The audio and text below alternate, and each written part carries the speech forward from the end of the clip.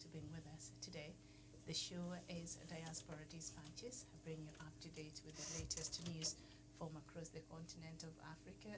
And then towards the end of the show, we shall look at President Uhuru Kenyatta'S legacy. We know we're now just counting days, 13 days to the general election before Kenya heads to its general election. And President Uhuru Kenyatta is serving his second and last term as the President of the Republic of Kenya. My name is Miriam Mugotu. Good morning, good evening, depending on where you're tuned in and joining. So we start our bulletin this afternoon from Ethiopia, and the authorities in Ethiopia's eastern Somali region say government soldiers have killed 85 suspected Al-Shabaab militants and captured many more in its territory. The National Army has joined regional forces in an offensive against the Somalia-based militants who last week attacked two villages near the border. Witnesses had told the BBC that the militants crossed from Somalia into Ethiopia territory in several vehicles, and they were intense fighting. A senior leader of the militant group has called for more attacks. Still staying with matters Ethiopia, and the leader of Ethiopia's rebel Tigray People's Liberation Front, TPLF, has said the group will not negotiate on the disarmament of the Tigray army as it prepares for peace talks with the federal government. The TPLF-run Tigray TV reported Debretsion Gabriel Michael made the comments during a briefing on local media. However, Mr. Debretsion said the Western Tigray would be given back to Tigray as it belongs to the region in accordance to the same constitution. The two sides are preparing to hold peace talks to end the civil war that has killed thousands of people and displaced millions since November 2020. The Tunisian President Kais Saied has been celebrating his apparent victory in a referendum on a new constitution that gives him almost ultimate unlimited powers. Mr. Saied appeared in front of jubilant supporters in the early hours of the morning after an exit poll indicated that more than 90% of who had voted had supported the president's plan. But turnout was low, less than 30%. Mr. Said said it would have been higher if voting had taken place over 2 days. He promised that Tunisia would now enter a new phase after a decade of political deadlock that followed the Arab Spring of 2011. Head over to South Africa, and following 3 weeks of the worst power cuts in South Africa's history, President Cyril Ramaphosa has announced a raft of interventions aimed at solving South Africa's energy crisis. These include improving power utility Eskom's performance, as well as opening up electricity generation to private companies. It follows 10 days of extensive discussions with energy experts to address the country's immediate and long-term electricity requirements. The main priority is fixing embattled state-owned company Eskom. The utilities maintenance budget will be increased to fix its aging fleet of power stations. Surplus electricity from independent power producers will be brought by the government and fed into the grid. Eskom will also be sourcing power from neighboring Botswana and Zambia through the Southern African Power Pool. To Nigeria now, and the government has shut down one of its colleges in the capital Abuja over fears of attack by armed gangs. In a statement on Monday, the Education Ministry said the closure of the federal government college in the city's suburb of Kwale became necessary over insecurity in nearby villages. It said a security breach on Shida and Lambata villages threatened the school after gunmen attacked Shida on Sunday morning, kidnapping a resident. The federal government college is located in Shida. The education minister directed the college's management to make arrangements for final year students to conclude their terminal examinations. And the United Nations Commission of Human Rights Experts on Ethiopia is in the country's capital, Addis Ababa, for the first work visit since its establishment in December last year. The commission is an independent entity mandated to conduct investigations to establish the fact and the circumstances surrounding alleged violations and abuses committed by all parties during Ethiopia's current conflict, which has been ongoing since November 2020. The Ethiopian government had initially rejected the resolution, calling it an alternative way to meddle in its internal affairs, and had announced it will not acknowledge or cooperate with the mechanism. But it seems relations have since softened after the Commission announced last month it has initiated the process of dialogue with the government.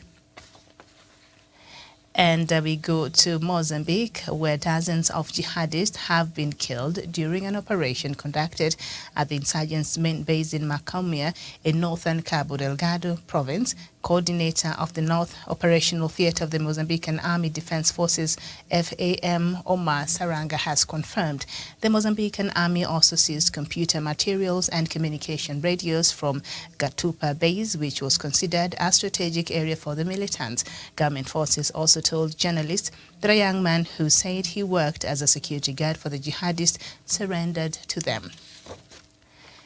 And then we go to Mali, and the UN's peacekeeping mission in Mali, MINUSMA, has blamed a recent incident which saw Mali authorities arrest 49 Ivorian soldiers in Bamako on suspicion of being mercenaries on dysfunctions, the AFP news agency has learned.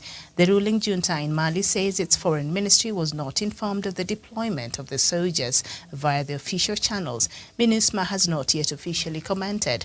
Ivory Coast insists the troops were not mercenaries but were there to support MINUSMA and an agreement contract between the two countries.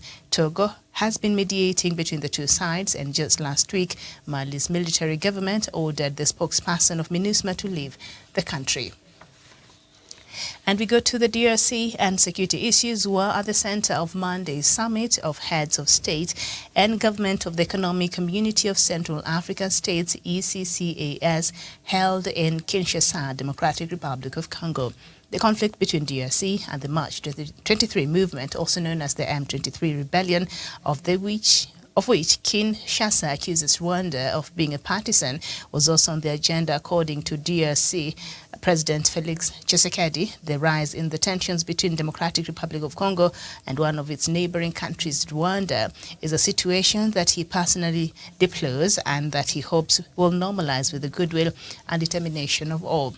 Kassim Diagne, a UN representative who was part of that meeting and who also been widely criticized in a recent protest against MONUSCO for its ability to stop conflicts in DRC, was also present at the summit and shared his bid on the security situation in the region.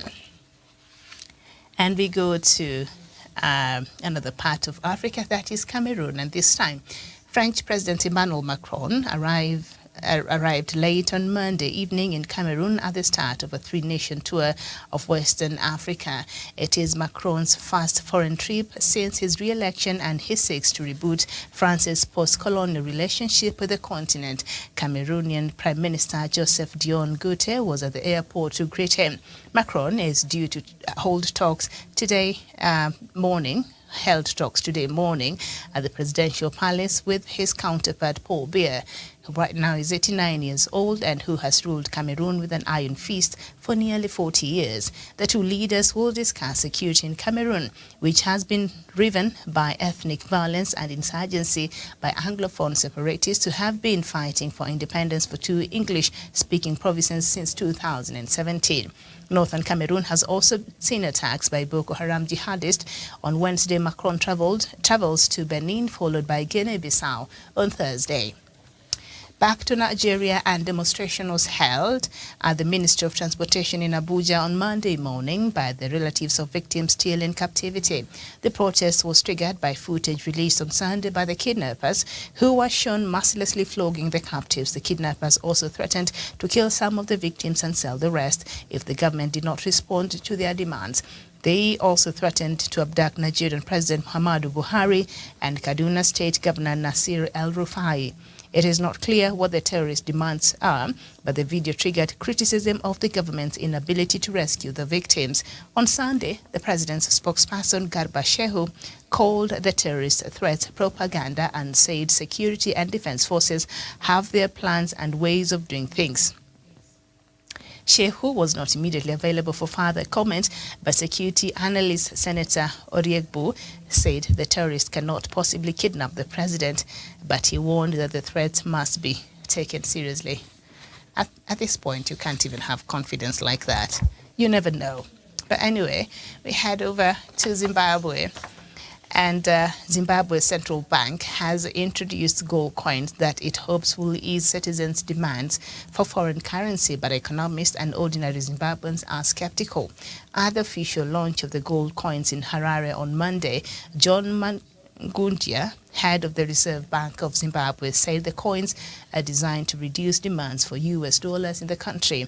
Zimbabweans are largely shunning the weak local dollar in favor of the US greenbacks, while Zimbabweans see as more acceptable abroad and better at holding their value long term. Maduya said he hoped the Zimbabweans to now opt for the gold coins, which cost about 1,800 US dollars each. Okay, so the economic quagmire in Zimbabwe there continues. I don't know if these gold coins will make any difference as far as the inflation is concerned in Zimbabwe. And I told you we do have another our main topic of today, but let me just get into some of the news items that I've just read to you this afternoon. And of course, the issue with Nigeria, I've talked about this, and these jihadists had threatened to kidnap President Buhari, but the government is saying, the president's spokesperson is saying that, of course, these threats are just propaganda, and said security and defense forces have their plans and ways of doing things, which I find to be very interesting, because how the security forces and defense forces in Nigeria, the way they have been doing things is just not working. All right? So insanity is just repeating the same thing and expecting different results. I think that is the definition of insanity as we know it. So obviously how the security and the defense forces in Nigeria have been operating as far as, giving security to Nigerians has not been working. But he's saying there's no way this people would even get close and kidnap President Buhari, because obviously President Buhari enjoys a fortified security, if I might say that. So perhaps, it will be an impossibility to get to near President Buhari. But I wish Nigerians will be feeling that safe in their homes. Okay, I don't expect every Nigerian home to have a fortified security like that of President Buhari. He is the head of state, but at least the regular security operators should be able to operate and ensure that the people there are secure, and that is lacking. And so yesterday there was a demonstration outside the Ministry of Transportation in Abuja in the morning by relatives of the victims who are still in captivity. And of course what the president's spokesperson said is, those are just the security and defense forces have their plans and ways of doing things. Do the plans and ways of doing things also involve the greater Nigeria, or is just for the few who can actually get proper, security from the government? Because at this point, these ways and plans of doing things as far as the security of the country is concerned does not seem to favor much, especially a certain section of Nigerians whose security and insecurity, who have this threat looming on their lives every day, have not been able to be addressed. So I hope that these plans and way of doing things should start involving, the protection of the people of Nigeria, at least as a government. Okay, at least that should be part of the plan there. As far as the security of the country is concerned.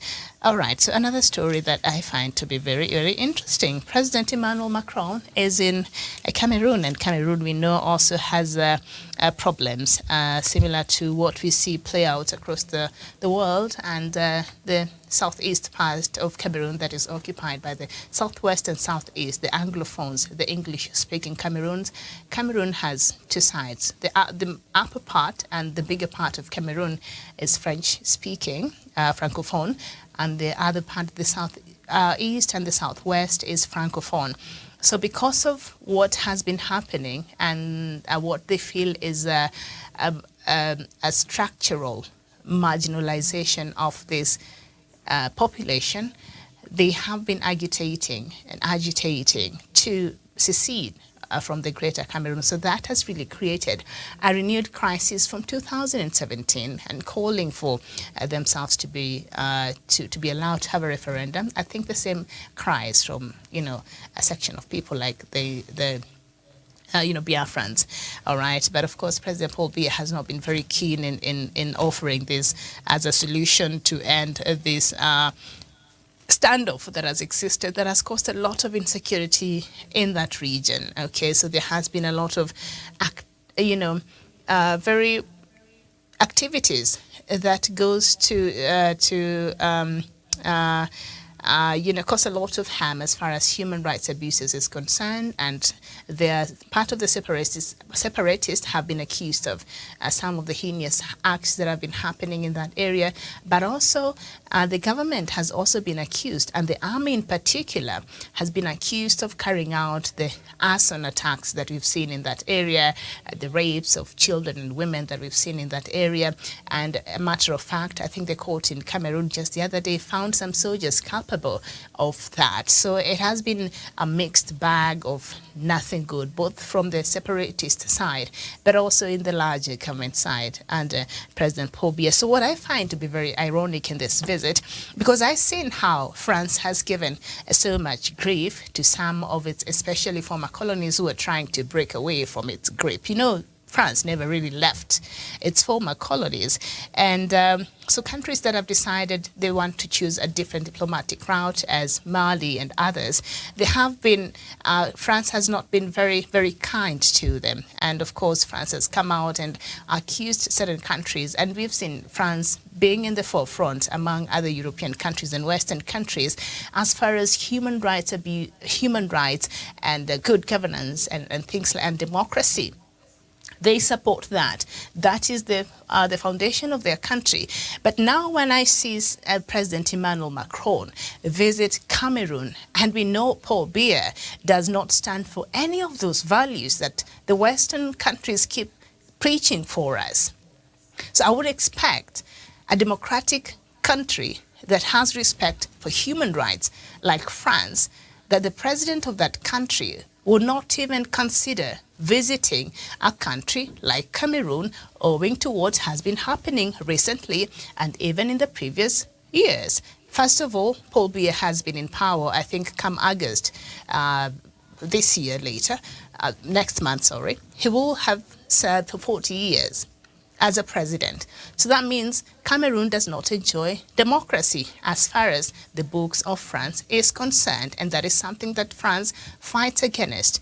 They stand for a democratic state. So Cameroon does not have that right now. President Paul Biya has been in power for 40 years. President Paul Biya himself, 89 years old, the guy can't even sit up through a meeting at the United Nations. He falls off a lot of times. And he has a bad record as far as human rights abuses is concerned. And the example that I just shared with you between the Francophone, between the government of Paul Biya and the Anglophone, it's, has seen a lot of people leave their homes, has seen, a lot of people die, and a lot of other heinous acts happening. And a lot of that is blamed on the government side.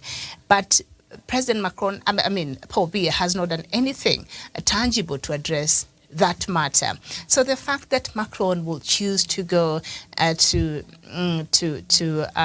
Cameroon, I think this is unfortunate, and I think this goes against what they stand for as a country, and clearly symbolizes a double speak that we've seen being exhibited by these Western powers who will come to the continent. Of course, I do agree. We have bad leadership in this continent. I will not even sugarcoat that.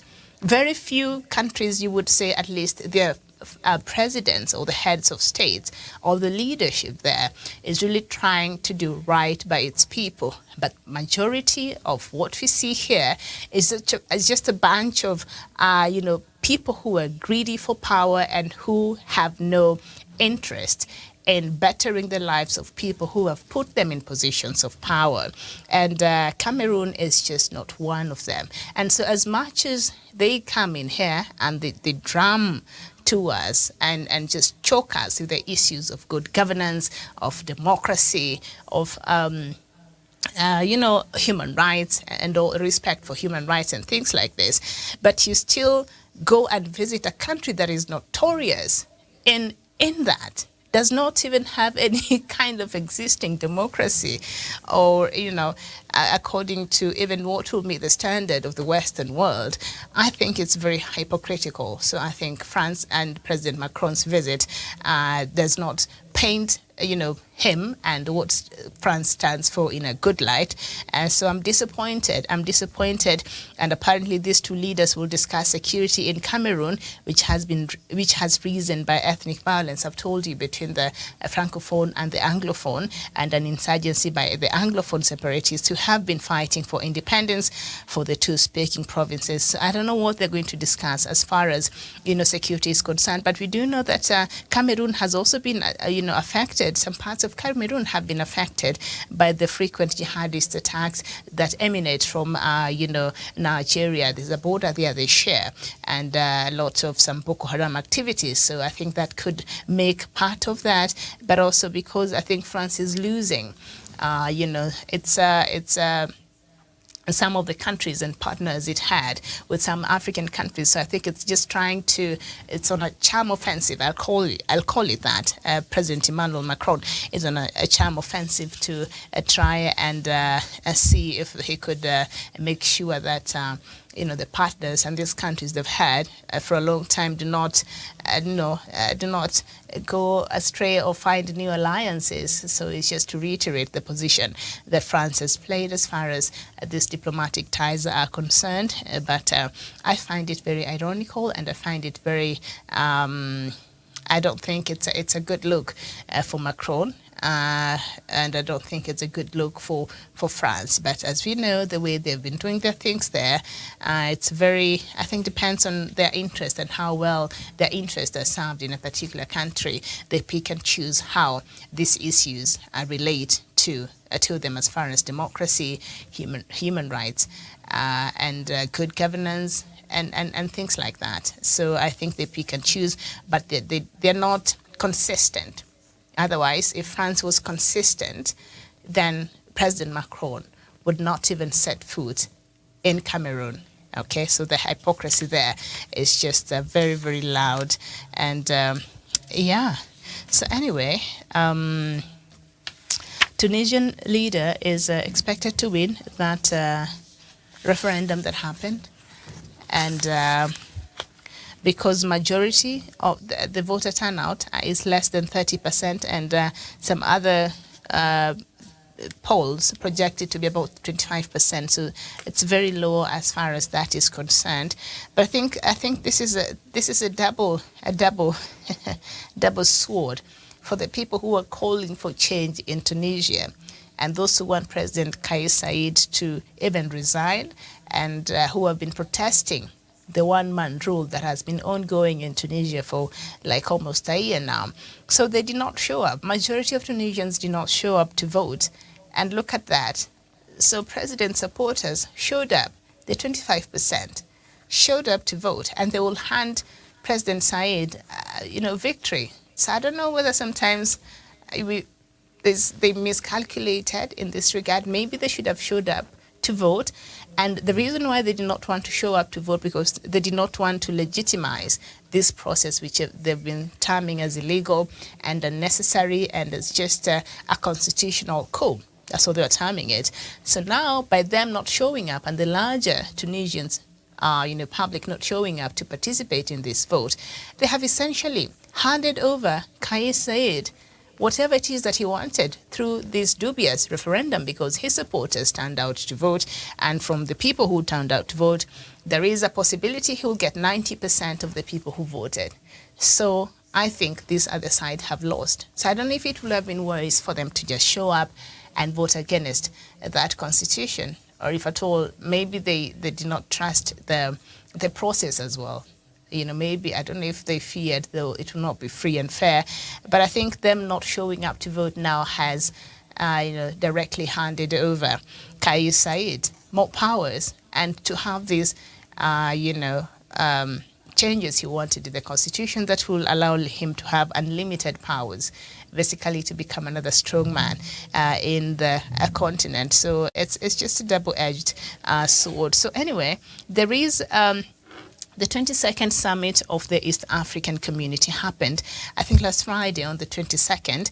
And of course, President Uhuru Kenyatta, as I started by saying, he is leaving power. And because he is leaving power, I think also this was an opportunity for him to say goodbye, because currently he is the chairperson of the East African Community.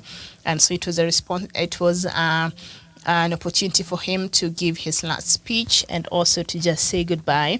And he spoke, and while addressing the 22nd Ordinary Summit of the East African Community Heads of State at the EAC headquarters in Arusha in Tanzania, the head of state, that is President Kenyatta of Kenya, said the citizens of East Africa must be involved in all stages of the integration process by making them aware of what is happening in the community as part of ensuring inclusivity. And I think that is, I can't even reiterate enough what President Uhuru Kenyatta said there, because a lot of us don't even understand some of the very basic laws that govern this community. If I was to go to Uganda or Tanzania or Rwanda or Burundi, I don't even know the basic requirements as a member of the East African community.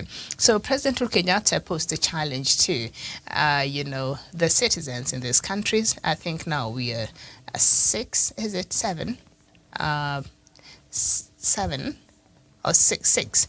Anyway, so he posed a challenge to the citizens in these countries and inside the community to try to at least be aware and be part of, so that they ensure the inclusivity of everybody in this community. And the president recalled a couple of things that he's done, especially when he was the president, and some of the achievements the EAC has achieved, and some of the things that it has, it has been able to achieve. So there's a place where during the summit, President Kenyatta handed over the mantle of the EAC leadership to President Ndayishimiye of Burundi and congratulated him for taking over as the chairperson of the summit of the East African Heads of State. So at the same time, President Kenyatta was appointed by the East African Community to be the Democratic Republic of Congo peace process facilitator. We know there has been